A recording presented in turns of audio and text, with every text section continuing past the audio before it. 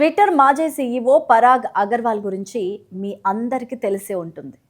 ట్విట్టర్ను Elon Musk సొంతం చేసుకున్న తర్వాత పరాగ్ అక్కడ అనూహ్యంగా ఉద్యోగం కోల్పోయిన సంగతి కూడా తెలిసిందే.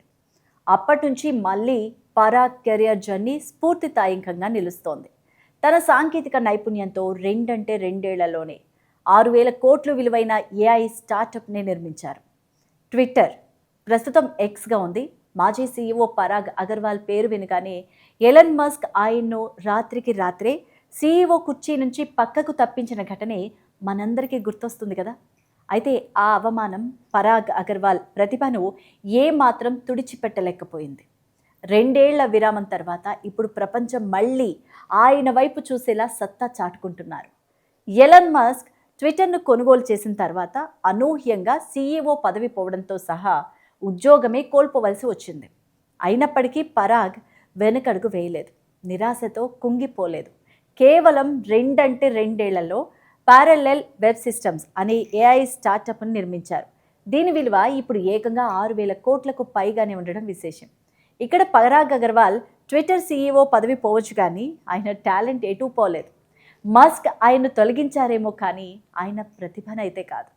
ముంబై ఐఐటిలో చదువుకున్న పరాగ్ అగర్వాల్ 2011లో ఒక సాధారణ సాఫ్ట్వేర్ ఇంజనీర్గా ట్విట్టర్లో చేరారు. తన తెలివితేటలతో అంచెలంచెలుగా ఎదిగారు. కంపెనీలో కీలకమైన ఆర్టిఫిషియల్ ఇంటెలిజెన్స్, మెషిన్ లెర్నింగ్ విభాగాల్ని బలోపేతం చేశారు. ఇక 2017లో ట్విట్టర్ చీఫ్ టెక్నాలజీ ఆఫీసర్గా అంటే సిటిఓగా, ఆ తర్వాత 2021 నవంబర్లో జాక్ డోర్సీ వారసుడిగా సీఈఓగా బాధ్యతలు చేపట్టారు. ట్విట్టర్ను గొప్ప సాంకేతిక దిగ్గజంగా తీర్చిదిద్దడంలో ఆయన పాత్ర కీలకంగా ఉంది. ఇక 2022లో ఎలన్ మస్క్ ట్విట్టర్ను కొనుగోలు చేస్తానని ప్రకటించడంతో పరాగ్ జీవితం ఓ మలుపు తిరిగింది. ఫేక్ అకౌంట్స్ విషయంలో మస్క్ పరాగ్ మధ్య ట్విట్టర్ వేదికగా అప్పట్లో పెద్ద యుద్ధమే నడిచింది. ఒకానొక సందర్భంలో మస్క్ పరాగ్ను ఉద్దేశించి పోప్ ఎమోజీతో ఒక పోస్ట్ చేసి అవమానించారు కూడా. ఇక 2022 అక్టోబర్లో మస్క్ ట్విట్టర్ పగ్గాలు చేపట్టగానే నిమిషాల వ్యవధిలో పరాగ్ను సీఈఓ పదవి నుంచి తొలగించేశారు. ఆయన్ను ఆఫీస్ నుంచి బయటకు పంపించిన తీరు ప్రపంచవ్యాప్తంగా చర్చనీయాంశంగా మారింది. అప్పటి నుంచి మళ్ళీ పరాగ్ అగర్వాల్ ఎక్కడా వార్తల్లో కనిపించలేదు. ఇక ఉద్యోగం పోయిన తర్వాత పరాగ్ ఎక్కడా ప్రతి విమర్శలకు సమాధానం చెప్పలేదు. బదులుగా తన పాత మిత్రులతో కలిసి ఏఐ రంగంలో ఒక కొత్త స్టార్టప్ని ప్రారంభించారు.